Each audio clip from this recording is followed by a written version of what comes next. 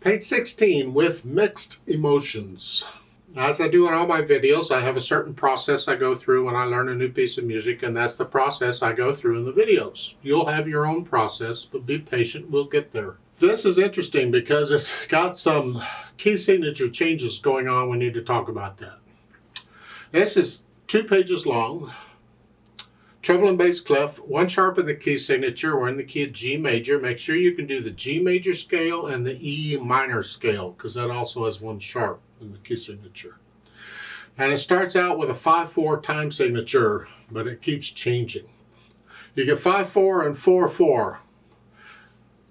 The bottom number stays the same in this case, 4, so that's going to be our anchor. Take it 1 hand at a time, make sure we have the notes and fingering and all that worked out. On the right hand, you're here. 1 and 2 and 3. And then you lift up and come down, that's fine.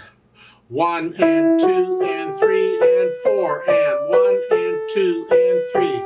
Now, on these changing time signatures in most pieces, there has to be something common between the different time signatures that you can hang on to. And in this case, it's the speed of the quarter note. So that speed, that basic 1, 2, 3, 4, 5, 1, 2, all you're doing is changing how far you're counting, but the speed of the quarter note is going to be the same. So in that first measure, it's 1 and 2 and 3 and 4 and 5 and 1. 1 and 2 and 3 and 4 and 5 and 1. You get a 3/4 time for measure 6. Well, same thing. 1, 2, 3, 1. How you finger measure 7 is up to you. I just instinctively do that. But you can do that. That's fine. That's fine. Because you're only changing the C to the B between measure 6 and 7. That's all. I just have a habit of, don't follow my fingering, do that sound. Now, for the most part, that's the right hand. I mean, the notes might be a little different. You get some accidentals here and there, and hopefully you can handle those okay. In the left hand, you're starting out here. 1, 2, 3, 4, 5. 1, 2, 3, 4. It's an F sharp there. Okay. Measure 7. Second finger on the D. 1 and 2 and 3. And now on measure 9, the key change, the E flat and B flat, here. The rhythm's the same. That's what you've been doing. We're just in the key of B flat major. You go back into G major at the bottom of the page. So at the top of page 17, you're back to what you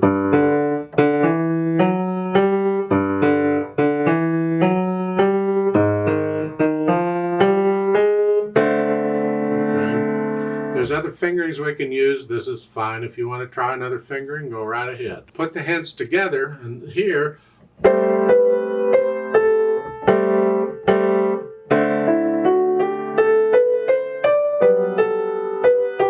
the counting, again at the beginning, 1 and 2 and 3 and 4 and 5 and 1. 1 and 2. You get the idea, I hope. So once I have the hands put together, then I go back through it, especially the hard parts, and I get rid of the hesitation, so it's a steady beat throughout.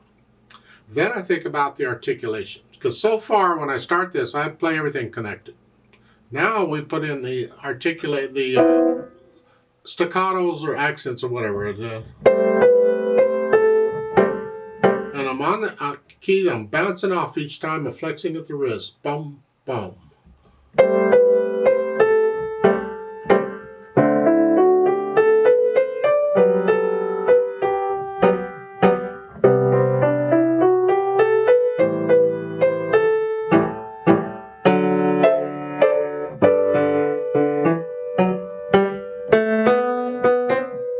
Get the idea?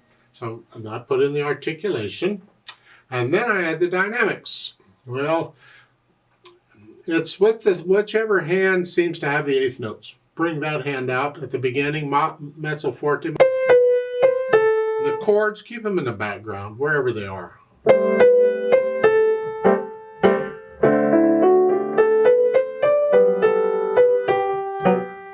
On measure 7, bring out the left hand.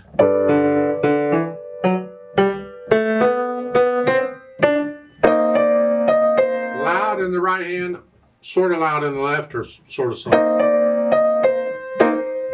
At the end of the page, you're back down to sort of soft now, and soft in the right hand.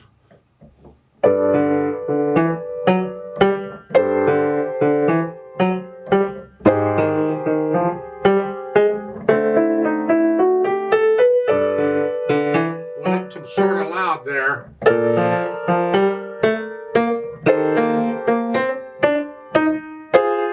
Measure 24, look out. It's in the right hand, it's an F natural, a G sharp, and a C. Here.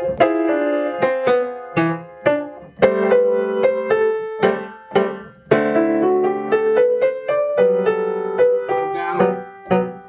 Measure 28, you're soft, and you go back up.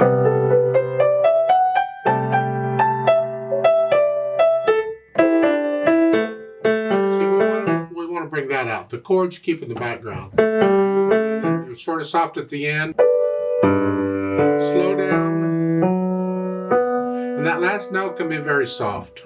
It doesn't say get softer, but what I want to do is I want to sort of match what the right hand is doing. And the right hand's going to die away as I do this. I want to match that in the left hand.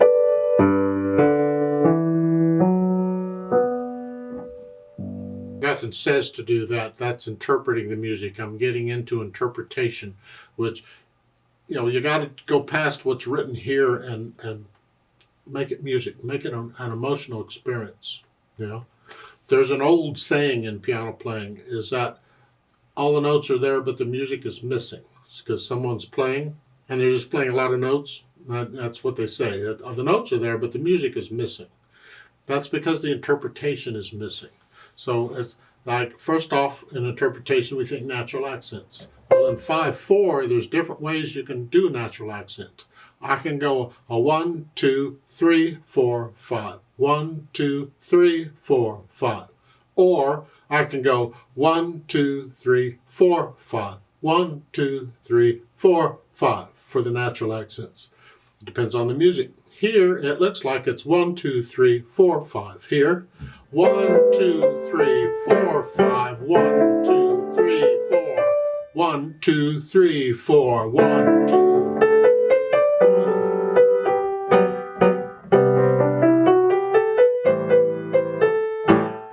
And then 3, 4 times just 1, 2, 3. 1.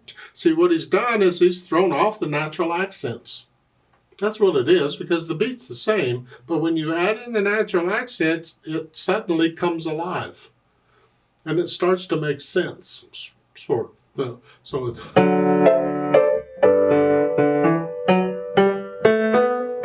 So whether it's a 1, 2, 3, 4, 5, or 1, 2, 3, 4, it's going back and forth between these, and it's important to feel these natural accents so it comes out in the music. It makes a huge difference. Now, as far as the speed goes, this is a moderate swing, so we use a swing rhythm, and that's where the counting change. We swing the counting. It's not 1 and 2 and 3 and 4 and 5. Now it's 1 and 2 and 3 and 4. This, and we play it that way. 1 and 2 and 3 and 4. 1 and 2.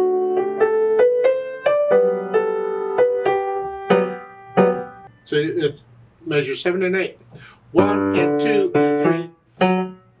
1 and 2. See, 1, 2, 3, 4, 5. 1, 2, 3, 4. You switched it, and it's important that you feel that. Otherwise, it sounds like you're lost. And we do it all the way through. 1 and 2 and 3 and 4. Now, they've added pedal at the end, the last few measures. I'm not going to show pedal in the video if that's all they're going to do. Push the pedal down right after you play the dotted half notes. And you lift the pedal up with the hands at the end. Okay. Again, it gets back to interpretation. How you use the pedal is part of interpreting it. So understand why you're using pedal, or please just don't use it. Leave it out. And a lot of these pieces in jazz and blues and so forth, they want the overtones at the end. It may have been really clean throughout, and then at the end they add all these overtones. It's like an afterthought.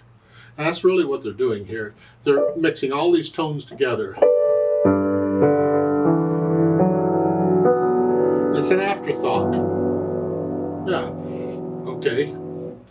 that happens a lot in this style of music.